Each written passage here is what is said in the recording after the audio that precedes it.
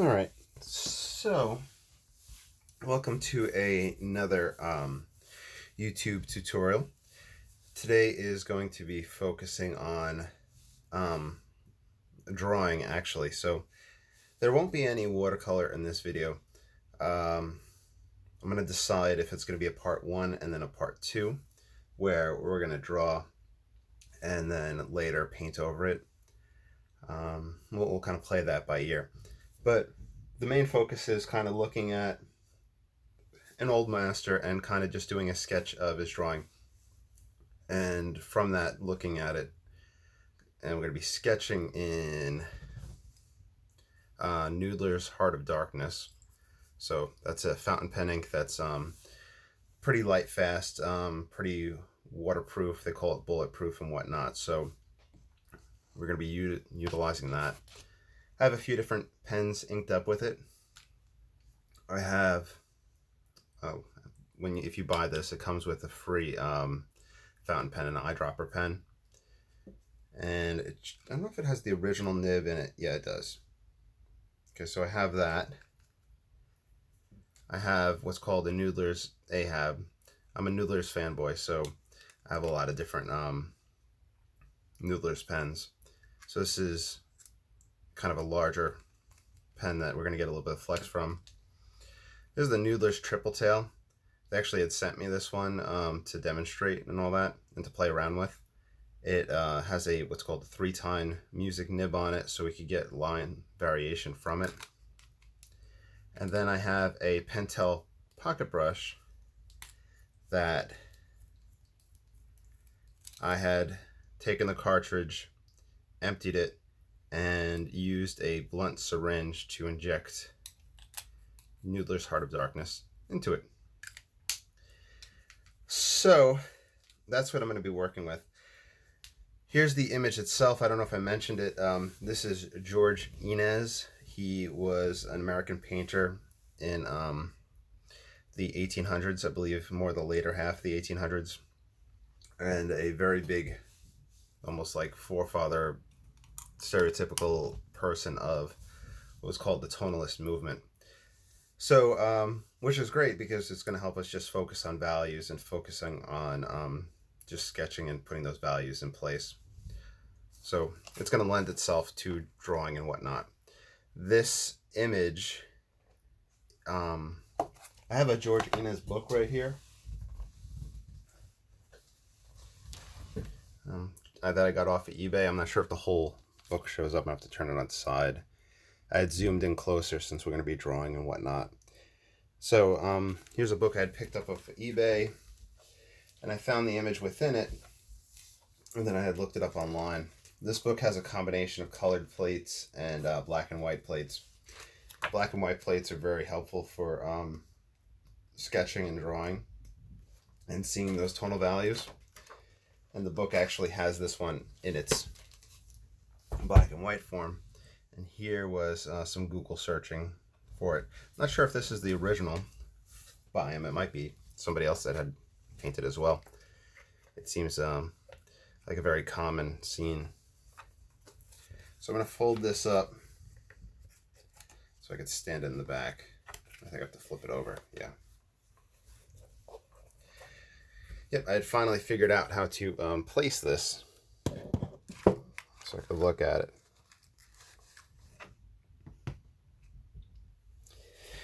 All right, so I have it back there. It's not going to be picture perfect with the sketching. It's kind of further distance from me.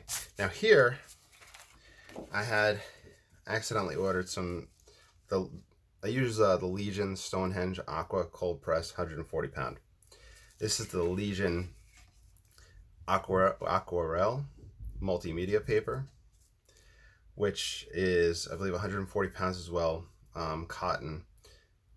And when I opened it up, the only difference I feel so far is that it's smoother.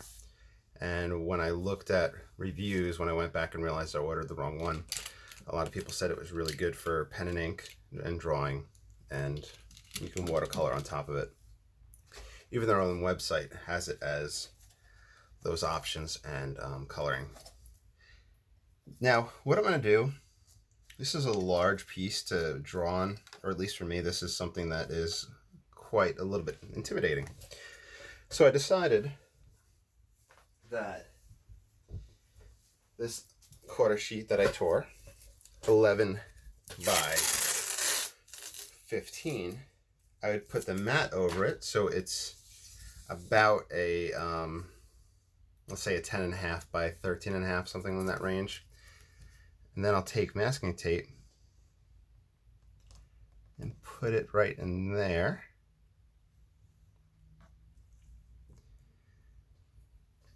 And I'll lift this up around it, and I'll have a white border around the painting that'll accentuate, sorry, the drawing, that'll accentuate when the mat is put over it. And it may not seem like much, and I just had this bright idea a few moments ago. If you haven't realized by now, I mentioned I teach math and physics, so I had thought, you know, okay, how would I go about measuring and doing it perfectly and whatnot? I could just take this mat and just use it as that guideline.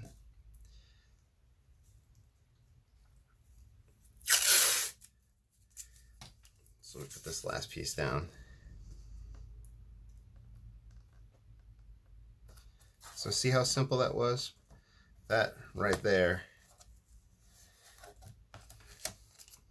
is pretty easy technique for bordering.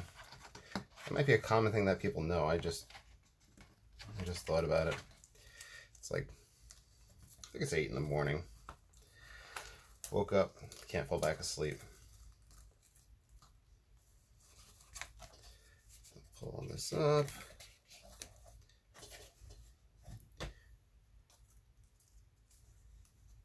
Lay that flat. Lay that flat.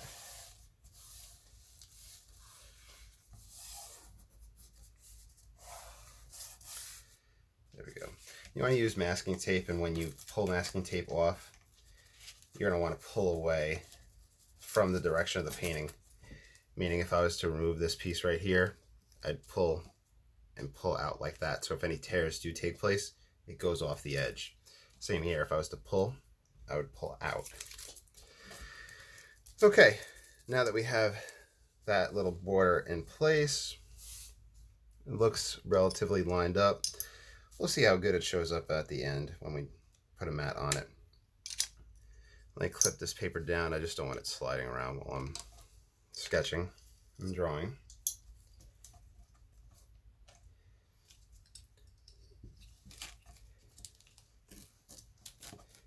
I was a little bummed when I realized that I'd ordered the wrong paper, and I should have noticed because the price was slightly off and whatnot. But I think everybody in their art career winds up ordering the wrong paper at least once. I think Lois Davidson, who is a drawer, artist, and painter with the Hake brush, I think a few months back she had ordered 90-pound paper accidentally, and she wound up loving it. Or it was hot press, and she wound up loving it. So, you know, I've been stuck in my ways with my paper, and this will, you know, kind of switch it up. Maybe we'll see what happens. Okay, so our border, we have our view in the screen. We're looking at our picture. We are going to use this fountain pen ink, Heart of Darkness. And I just spilled something right there. And we're going to see how this paper does with ink. We'll see how everything works together. I'm going to grab my thinnest pen right here. I may even go in the other room and grab my Boston Safety pen that has this ink in it as well. I'm going to kind of dot in to get my idea.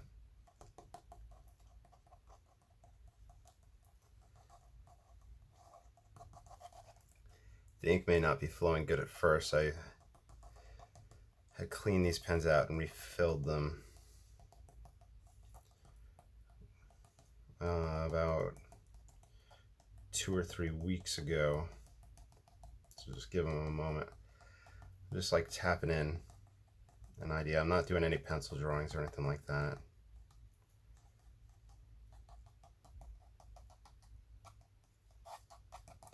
And I could do lines to get this idea as well.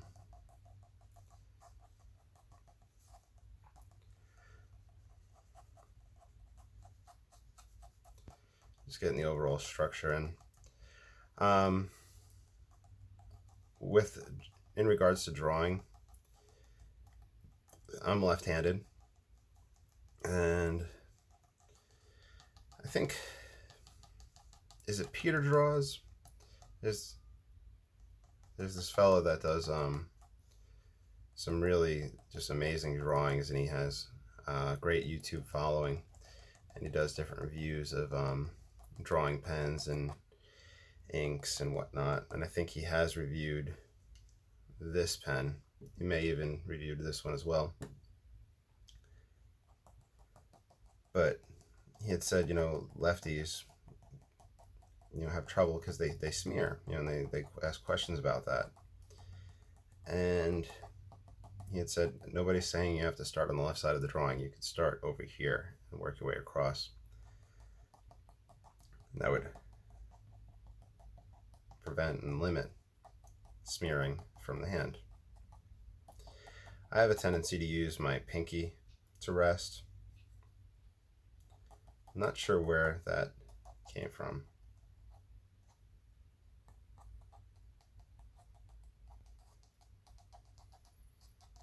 Now, with looking at this painting, one thing that I'm seeing right off the bat is that we have the water and there's a small little duck behind, ducking of the water. And that really helps lead the eye and also give you the idea that there's more stuff going on behind this tree line that's taking place. So even if you just get this far with a sketch, let's say it's just this, and you're like, okay, this is as much as I can do. We already see a wide mouth in the beginning, narrowing back. We see it jutting back behind. So this is kind of almost an S-shaped composition. And you could utilize just that basic aspect for any painting that you want. And that'll really help you get a convincing perspective and an interesting composition. In front there's a rock. How I'm going to draw that, I am not sure.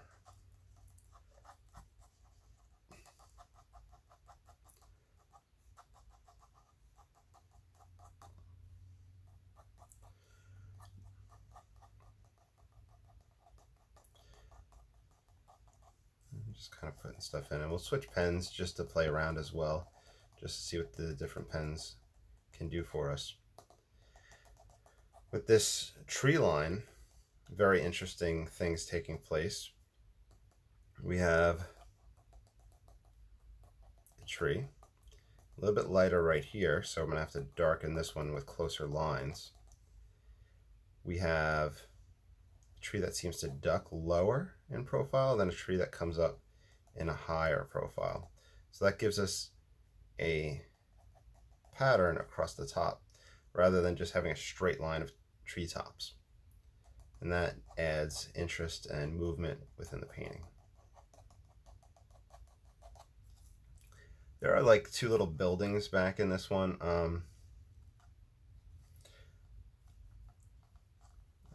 I didn't really see them at first, so we might just do a little markings and we'll see what happens with that tree building. It's kind of weird that it's so far to the edge. He did paint this right here in red, everything else in green. Skylight was red reflection.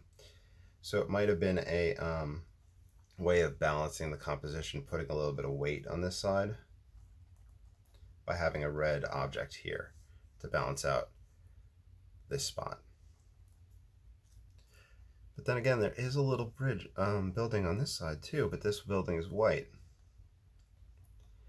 So take it for what you think it might be worth. These guys, these recede back. And this wispy tree. Let me put this pen away for a little bit. Let's switch over to the Ahab. This one was giving me a little trouble, hard starting after I had taken it apart to wash it. So let's see how this guy goes. This one is a good accompaniment to that first pen that I used, because the other one is an eyedropper pen. This one, for about $1 more, you could get a thing that they call the 308 cartridge, and this is eyedropper fill as well, and it screws onto here. Originally it's a plunger system for filling, but you could get this for $1. You could get a pack of 10 for like $10, and this thing on the end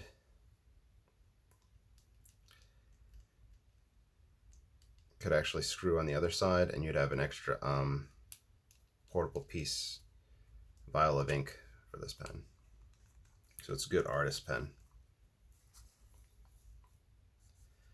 Let's see. Okay, so here, getting the same dots, getting that same flow. So I'm gonna have to be careful. A little bit stronger flow. I'm gonna have to be careful with my hands now, because I might do a little bit of smearing.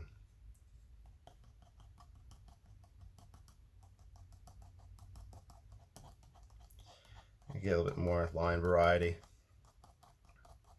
and this will see how this paper dries and how this paper handles this ink.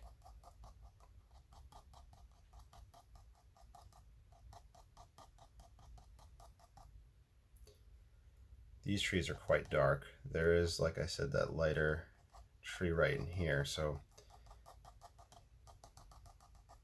fill around them. This is the shore, but the shore almost blends into that reflection that comes down, or shadow. And that's something I've always wondered about and struggled with. A lot of art books will talk about dark masses, or just masses in general, and how they bleed into one another. And I could see it in this one, how he's doing that, but I personally have not able to really figure it out yet with my own eyes when I see a scene, or when I'm painting, when to make that artistic decision.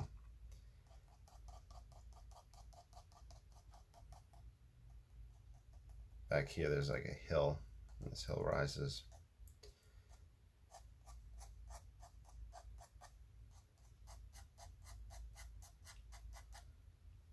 With drawing, there's a whole bunch of different strokes and cross hatching and whatnot you can do. I'm not an expert in this. This is, like I said, to give you guys a variety of content, to explore an old master painting, see what we can learn from it, as well as work on our tonal values. And doing this will probably help your calligraphy type marks with the rigger brush.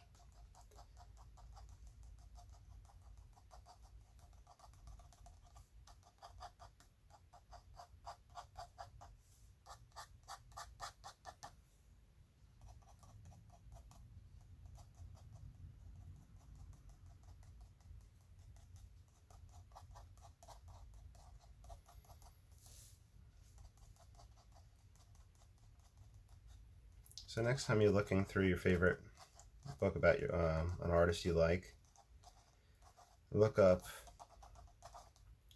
some of the drawings in it, or the paintings, and just try sketching them, try drawing them. You could also try painting them. When I took my first art class at Stony Brook, we did a variety of things. We were given some photographs that we had to do dip pen and ink from, or postcards. magazine clippings we utilized. I read that somewhere that if you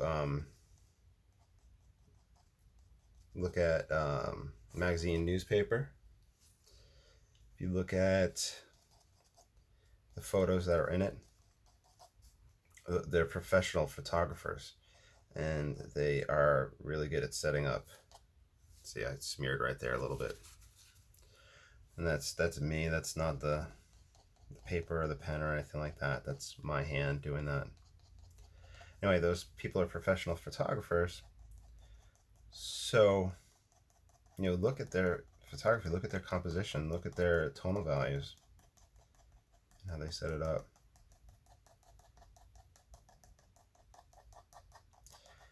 I want this to get dark. We're going to come back over that in a moment. Let me do a little bit on this side.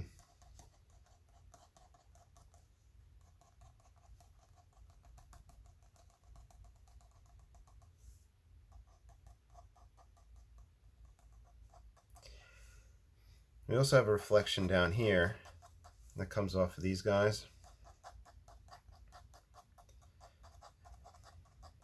And it seems as though we get that same almost blending into that shoreline of that darkness. Here, just almost everything is just encompassed in that same tonal darkness almost.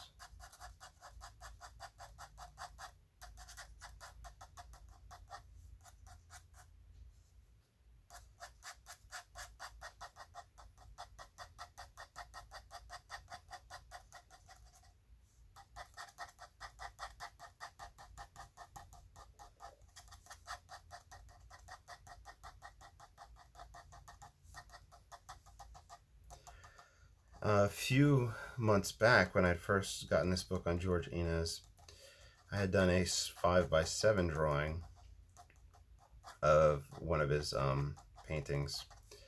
It was, I believe, the Juanita River, or the Juanita is what it was called. And it actually had a similar curve composition as well. And that one, it had a tree here, a fence line, some interesting trees up in here, but very similar composition. Look at the painters from the 1800s and look at their compositions and subject matter and see how there's almost a repetition that took place. And I was reading a little bit about compositions, which is kind of one of our end goals for a video one day. They're saying if it wasn't for the L-shaped composition, they didn't know. They were wondering what the painters of the 1800s would have been able to do, because it's so common. So here's an S shape, and then maybe one day we'll find a painting that's L shape and we'll sketch that out.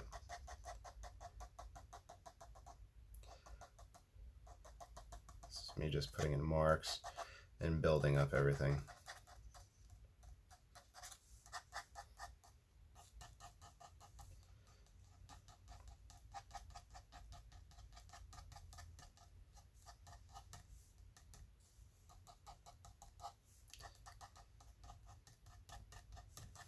This here is reminiscent of Ron Ranson type works, as well as our Dave Usher. Will have that curving shape from a background image. Same thing with Stephen Cronin. You'll see that in their works. It's a composition that I use as well, though at least this shape, having learned from them.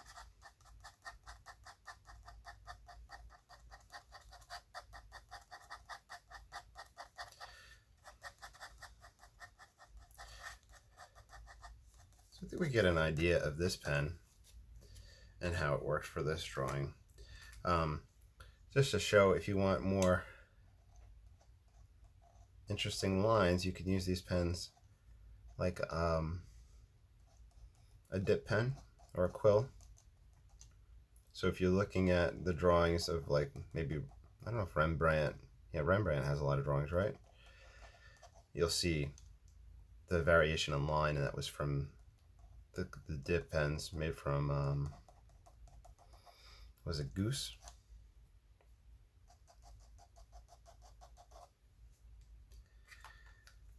Let's move over to the triple tail. The triple tail has that same thing that I told you about, the 308 cartridge. It takes the same thing as the Ahab. It originally came with a push-pull mechanism, but I had switched it out for this for a larger quantity. They could also be eyedroppered, where like you would literally fill this guy up with ink, and that would be just a large quantity of ink.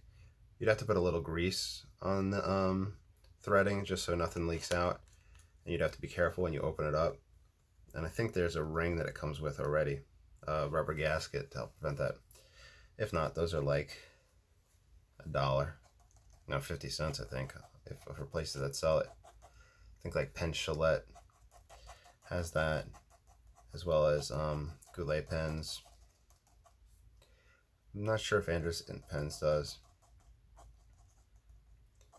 but I like Anderson Pens because besides my Noodlers pens, the other pens that I have are kind of vintage pens, and they utilize ink sacs. And after time, latex ink sacs dry to like a hard crust, and they need to be replaced. So I've been kind of picking up some cheap vintage pens and restoring them, and that's just kind of a fun hobby. I just like using fountain pens.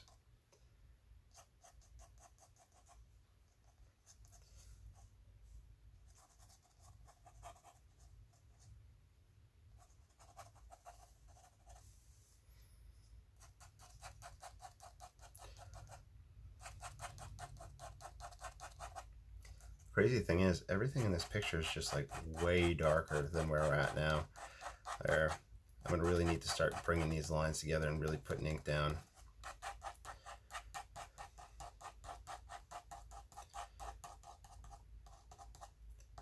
It's kind of a almost a meditative type practice, different than painting.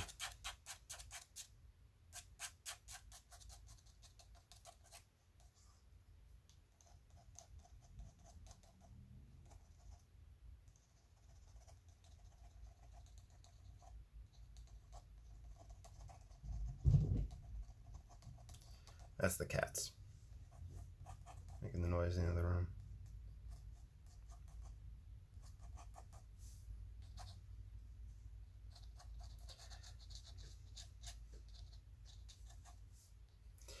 Now this is softened right here in the painting.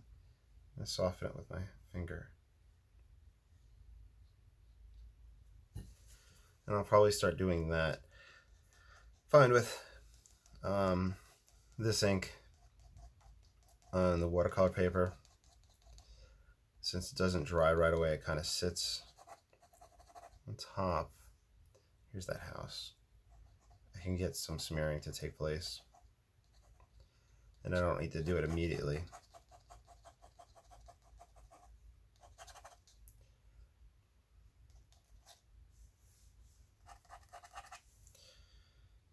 We got this old reflection coming down. This is going to have to be smeared.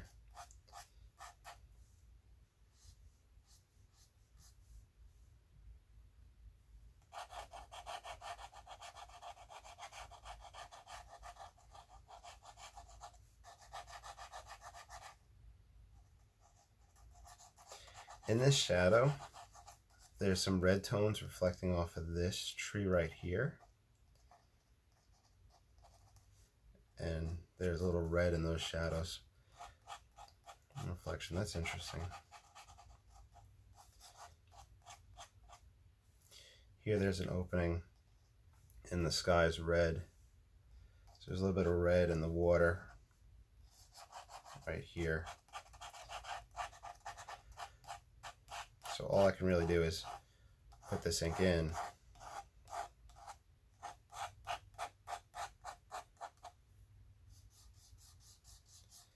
and smear over this and come in darker.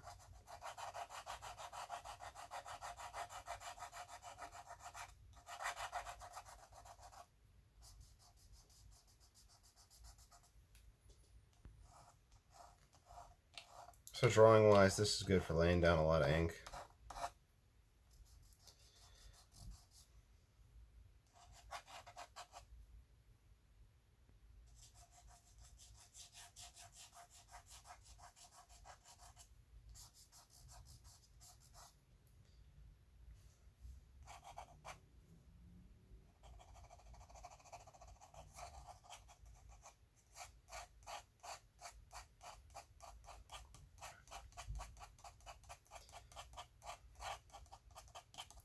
I find when in doubt, for me, I add texture, like a directional movement on the ground,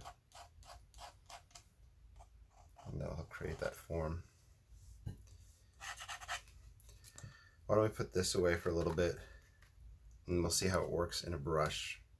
This is the Pentel pocket brush that I filled with that ink. I think I filled it with Heart of Darkness. I don't think I filled it with Lexington Gray. I had filled up I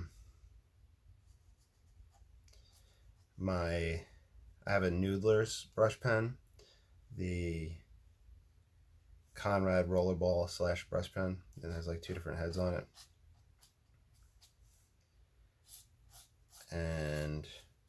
But that one has the Lexington Gray.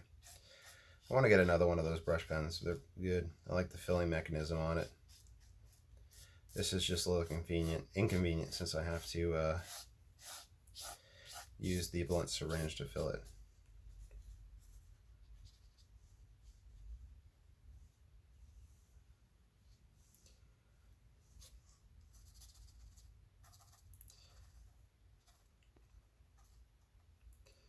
I can kind of really darken up some spots with this very easily. So any type of brush pen you can do.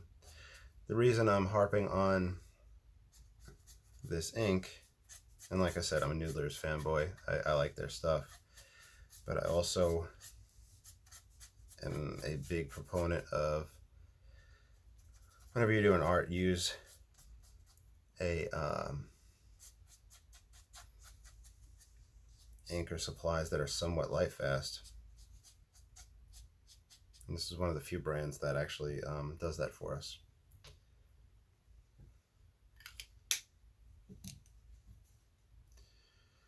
Okay, let's switch back to little one.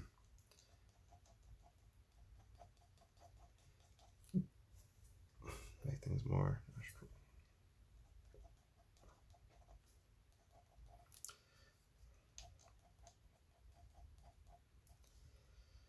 This tree has a lot of bird holes in it. I mean, there's little openings to see the sky through it.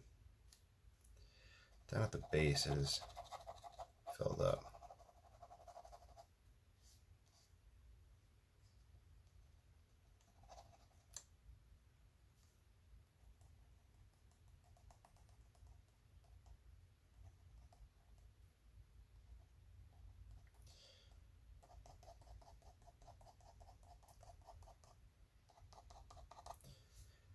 I, somewhere in here, have a ruler, which I could use as an artist's maul. I may have to either cut a piece of wood or cut that ruler down, and that'll let me rest my hand on it while I draw, so no part of my hand touch the paper.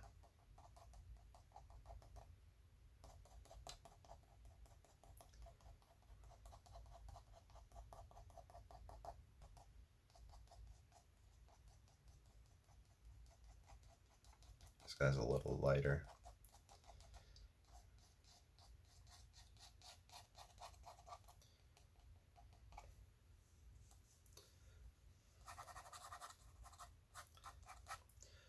This is that rock right here. I'm going to do is just put different planes on them.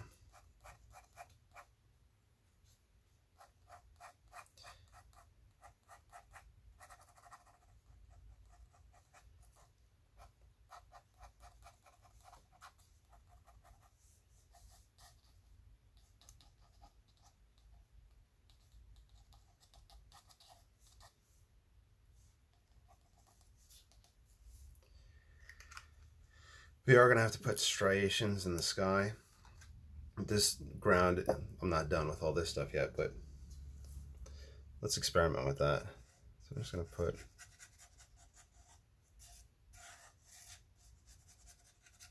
some ink down.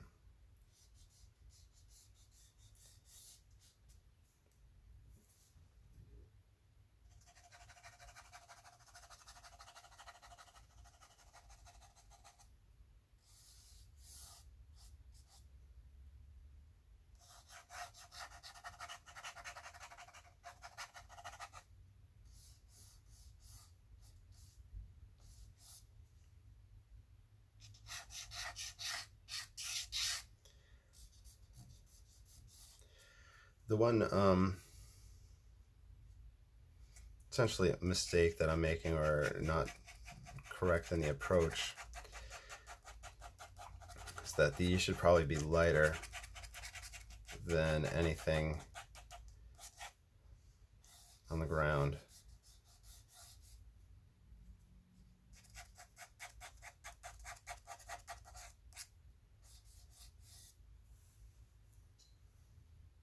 There's a lot of striation going on in this.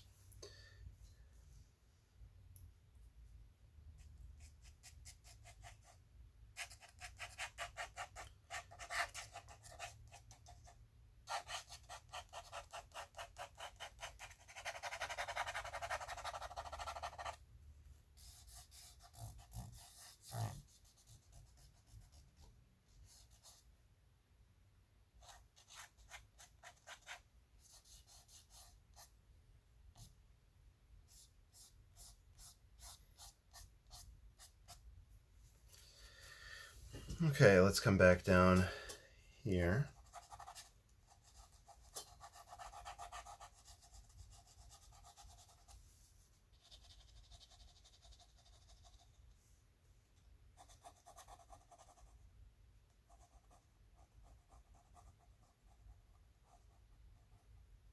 That's that duck behind that I talked about in the beginning.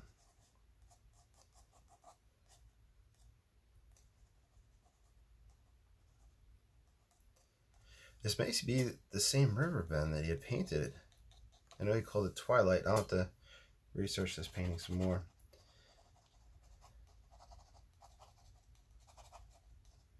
Yeah, that house back here, that house is flanked by all that darkness. Actually, that background isn't too dark, but I'm gonna see how I can get that to pop out.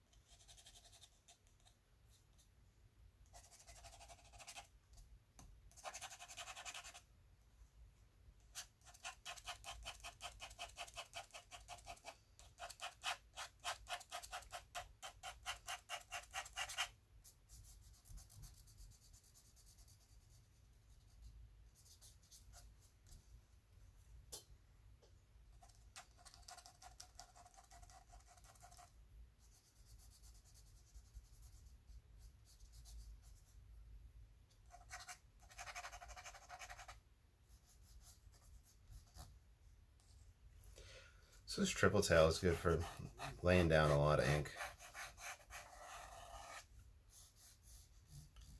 With practice, you could really get some calligraphy strokes from it. I'll try it over here so you guys can see the line variation.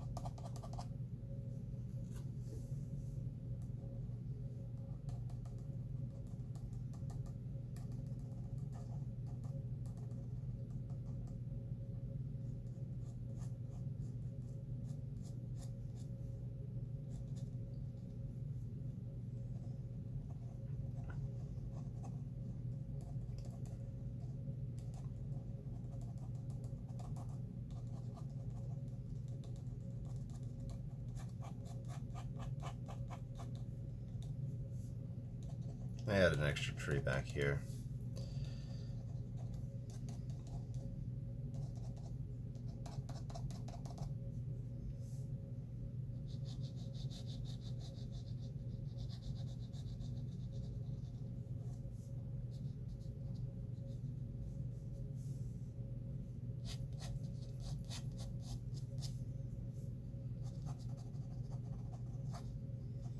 This is clumps of grass, stuff finding its way into the water.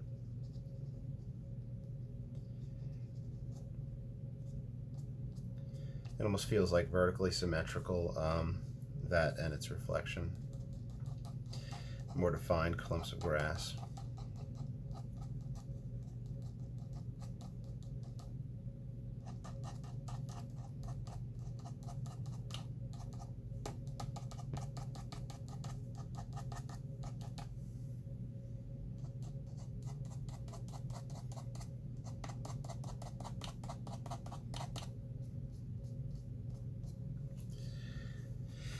Let's switch pens.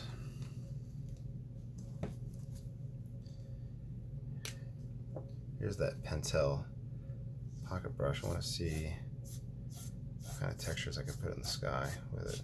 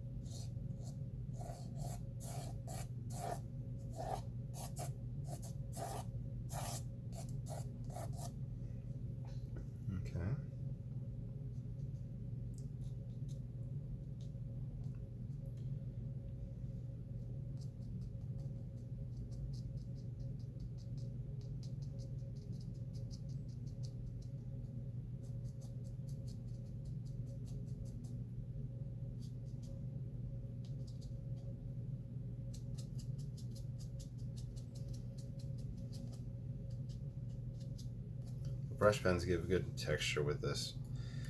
Let me just take a moment and look at it.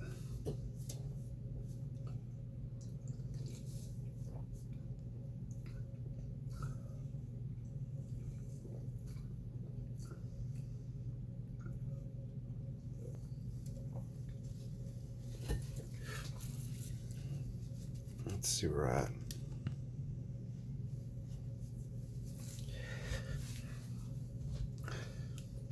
Switch to the Ahab. I'm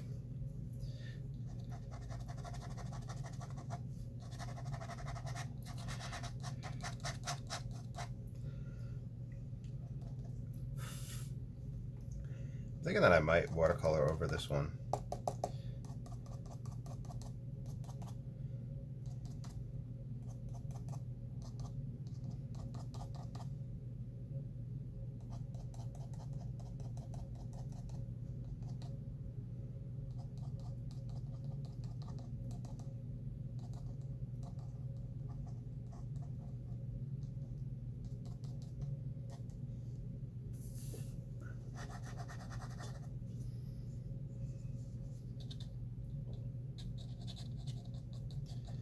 Pull these a little bit tighter, these lines, to darken that up.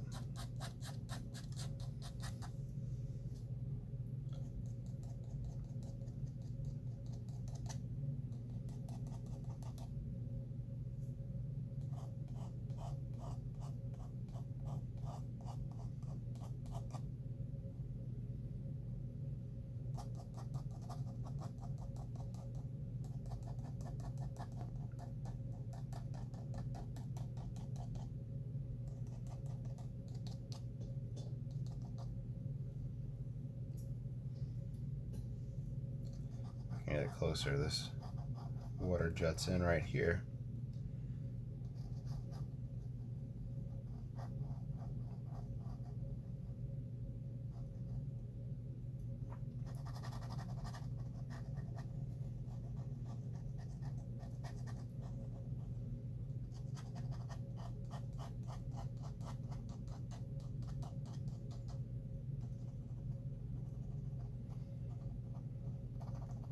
Add some variety along that edge.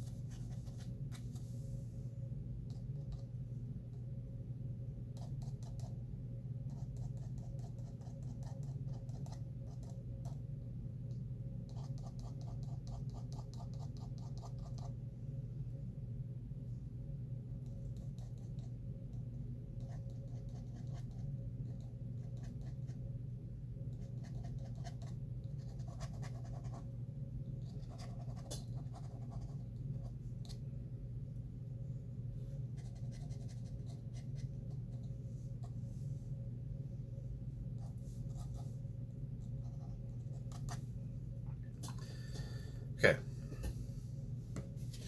I'm gonna hit this with a blow dryer.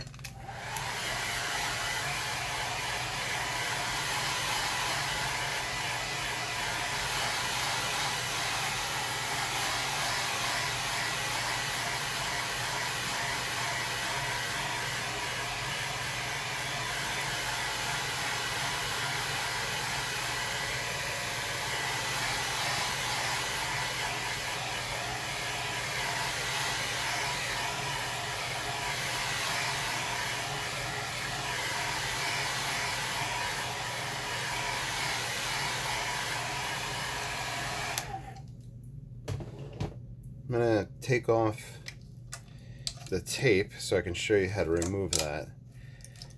Put a mat on top to show you that border that I was trying to achieve. Then I'll take a photograph of it and I'll start a second video. So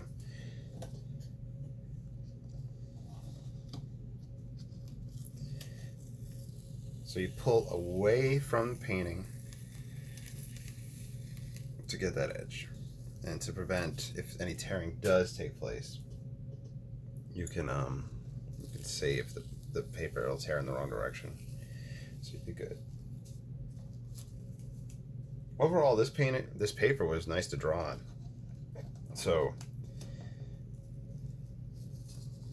I have plenty of it now, so I'm not going to be running out to buy any more of it, but I'm going to be utilizing it. And with all this free time we have, it'll give me a chance to do the longer videos and longer drawing experiments and whatnot. So if I put this underneath the mat, and I got ink on my fingers, so I got to be careful. I have a border that was created by it, so it kind of makes it a little interesting against that. So at this point, I'm going to save the video, take a picture, and then I'll come back.